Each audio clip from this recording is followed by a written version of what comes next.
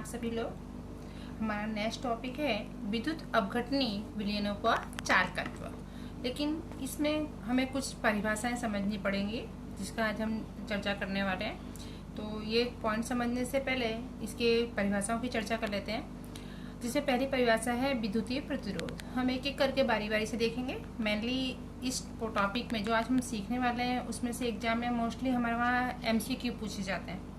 तो एमसीक्यू को बेस रख के लेकिन परिभाषाएं ध्यान में रखना जरूरी है, और एमसीक्यू उसमें से कैसे पूछे जाते हैं वो भी हम देख लेते हैं। देखेंगे पहली परिभाषा है, इसमें पहला टॉपिक है विद्युतीय प्रतिरोध।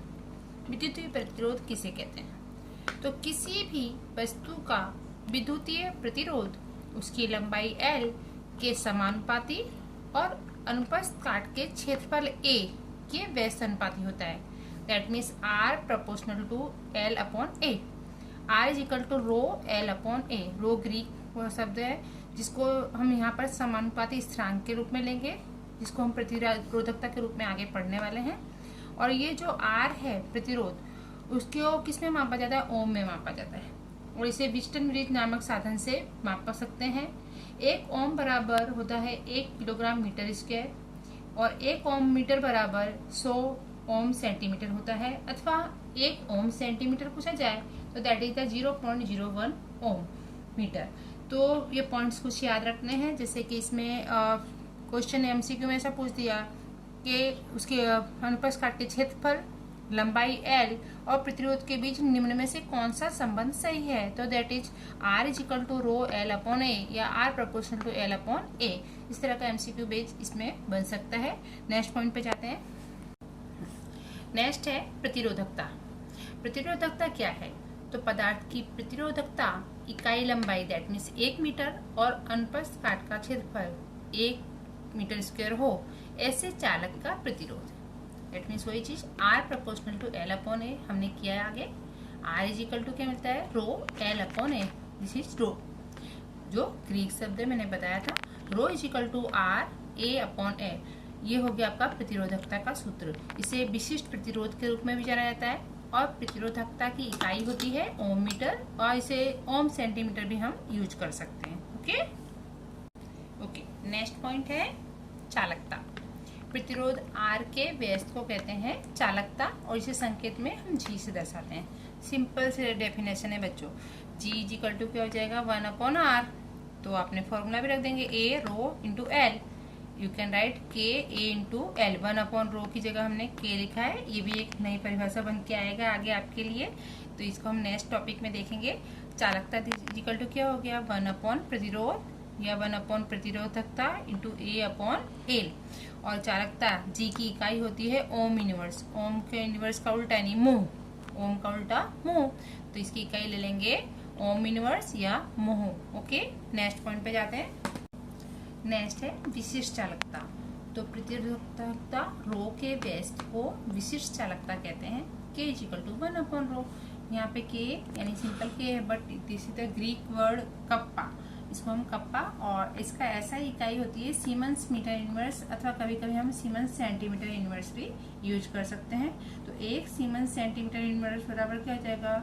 100 सीमेंस मीटर इनवर्स। तो ये चीजें थोड़ी आपको ध्यान रखनी है। और सारी डेफिनेशन जो है प्रतिरोध से लेके हमने जितनी भी पढ़ी, विद्युतीय प्रतिरोध, उसके बाद प्रतिरोधकता, चालकता और ये विशिष्ट चालकता, सभी एक दूसरे से कनेक्टेड हैं। आगे हम इनके सवाल भी देखते हैं। उसके पहले अब चालकता किस पर आधार रखती है? चालकता किस पर आधार रखती है? तो चालकता आधार रखती है मुख्य रूप से 3 चीजों पर। एक तो पदार्थ के स्वभाव प्रकृति पर, तापमान पर और दाब पर। अब चालकता के प्रकार के आधार पर, चालकता के आधार पर यह चालकता कितने प्रकार की होती है वो भी हम देख लेते हैं आगे।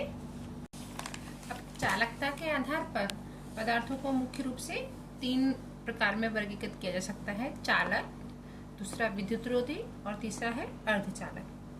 तो चालक कुछ धातुएं और मिश्र धातुएं जिनकी चालकता बहुत अधिक होती है, तो उनका समावेश होता है चालक पदार्थों में। अब अधातु पदार्थ या कुछ ऐसे पदार्थ जैसे कि कांच है, चीनी मिट्टी है, सिरेमिक्स, ये विद्युत रोधी होते हैं। इनमें चालकता बिल्कुल नहीं होती है, तो इन्हें विद्युत रोधी के रूप में या कुछ चालक पदार्थों के रूप में जाना जाता है। अब बात आती है अर्धचालकों की। तो चैप्टर 1 ठोस अवस्था है, उसमें भी इसकी बात हुई है। सिलिकॉन है, जर्मोनियम है, फिर डोपित सिलिकॉन। आप चैप्टर 1 ठोस अवस्था पढ़ेंगे, उसमें डोपिंग का पूरा टॉपिक है। तो डोपित सिलिकॉन, गैलियम आर्सेनाइड और इत्यादि जो पदार्थ होते हैं ये अर्धचालक के रूप में जाने जाते हैं। इनकी चालकता जो होती है चालक और विद्युत रोधी के मध्य होती है, ना बहुत अधिक और ना बहुत कम। तो इन दोनों के मध्य होती है, इसलिए इन्हें अर्धचालक के रूप में जाना जाता है। अब कुछ अधातु जैसे कि कार्बन ब्लैक है और ग्रेफाइट है और कार्बनिक बहुलक, ये इन्हें जाना जाता है इलेक्ट्रॉनिक चालक के रूप में। और इसी तरह कुछ ऐसे पदार्थ जिनकी चालकता बहुत ज़्यादा होती है, जो शून्य प्रतिरोधकता रखते हैं या अनंत चालकता रखते हैं, ऐसे पदार्थों को अनंत चालक अतिचालक के रूप में जाना जाता है। और इसमें से आपके 1-2 MCQ भी बनते हैं। अगर आप बुक देखेंगे तो उसमें ऐसा आएगा कि 150 जैसे केल्विन जैसे उच्च तापमान पर सिरेमिक जैसे जो पदार्थ हैं वो क्या दर्शाते हैं, अतिचालकता दर्शाते हैं। और कुछ मिश्र धातुएं बहुत कम तापमान जैसे कि 0 से 15 केल्विन तापमान पर भी अतिचालक के रूप में कार्य करती हैं। तो ये 2 MCQ भी इसमें से बन सकते हैं। और चालक, विद्युत रोधी, अर्धचालक तो आपको वैसे भी पढ़ना है, चैप्टर 1 में भी पढ़ना है। और यहाँ पर इस टॉपिक को आप बुक में से भी थोड़ा ध्यान से पढ़ेगा, इसमें से कई सारे MCQ आपको देखने को मिलेंगे। अब इसी में से क्वेश्चन बनता है इलेक्ट्रॉनिक चालकता अर्थात क्या और यह किन परिबलों पर आधारित है। तो धातुओं में विद्युतीय चालकत्व को, धातुओं में जो विद्युतीय वहन होता है या विद्युतीय चालकता होती है उसको हम कहते हैं धात्विक या इलेक्ट्रॉनिक चालकत्व या इलेक्ट्रॉनिक चालकता। ये किन परिबलों पर आधारित है, तो धातु की प्रकृति एवं संरचना पर। धातु की संरचना कैसी है, प्रति परमाणु संयोजी इलेक्ट्रॉनों की संख्या पर। संयोजी इलेक्ट्रॉन दैट मीन्स संयोजकता कोष में कितने इलेक्ट्रॉन है। और तीसरा पॉइंट है आपका तापमान। तो 2 मार्कर क्वेश्चन में तो रेयरली आता है, जैसे इसमें से एक बार MCQ पूछा गया था कि धात्विक चालकता या इलेक्ट्रॉनिक चालकता निम्न में से किस परिबल पर आधारित नहीं है। तो इन 3 के अलावा अगर कोई चौथा पॉइंट आता है तो वो आपका आंसर हो जाएगा। तो किस किस पर आधारित है वो आपको याद रहेगा, तो अपने आप आपको MCQ का आंसर मिल जाएगा। नेक्स्ट पॉइंट है हमारा आयनिक चालकता। तो आयनिक चालकता अर्थात क्या और यह किन परिबलों पर आधारित है। तो जब विलयन की चालकता बढ़ती, विलयन में उपस्थित आयनों के कारण विलयन की चालकता कब बढ़ेगी, विद्युत अपघट्य जब हम जल में घोलेंगे तो वो क्या करेगा, विलयन को आयन प्रदान करता है जिससे विलयन की चालकता बढ़ती है। विलयन में उपस्थित जो आयनों के कारण विद्युत के चालकत्व को जो चालकता मिलती है उसको हम कहते हैं आयनिक चालकता। अंडरस्टूड।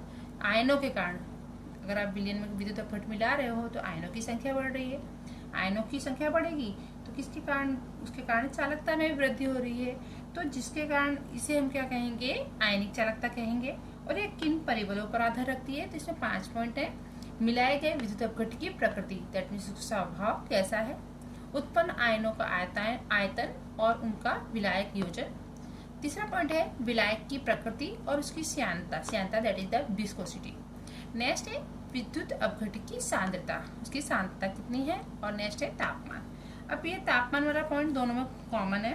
तो तापमान में इसमें क्या होगा, तापमान बढ़ाने पर ये बढ़ता है यानी चालकता बढ़ती है, जबकि इलेक्ट्रॉनिक चालकता में जो है तापमान बढ़ाने पर चालकता घटती है। तो ये एक पॉइंट है जो दोनों में डिफरेंस पैदा करता है।